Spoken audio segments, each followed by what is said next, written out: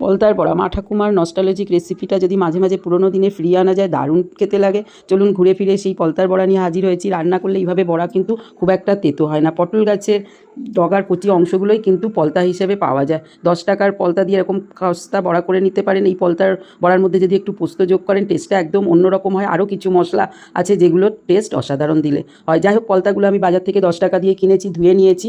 পলতাগুলো অনেকেই চেনেন না, এরকম আকর্ষিগুলো থাকে, বাদ দিয়ে ফেলে দেবেন। এবার বালিগুলোও তাহলে ধোয়ার জন্য বেরিয়ে যাবে। পলতা পাতাটা এরকমই দেখতে, ছোট ছোট করে কুচিয়ে কেটে নেবেন, ডাঁটা পাতা একত্রে।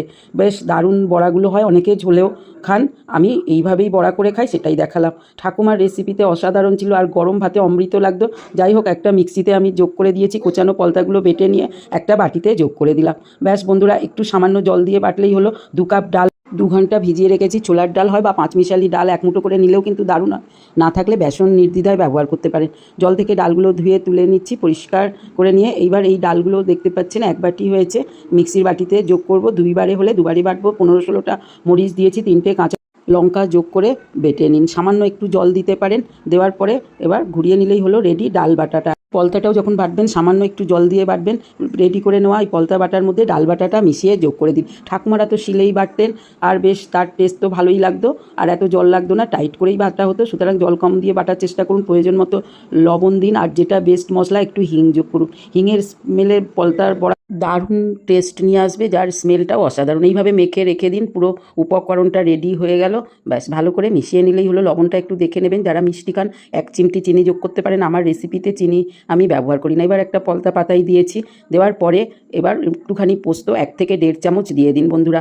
বড়াগুলো আরও খাস্তা হয়ে যাবে। আর ভালো করে মিশিয়ে দিয়ে দিন। না থাকলে একটু সুজিও ব্যবহার করে নিতে পারেন।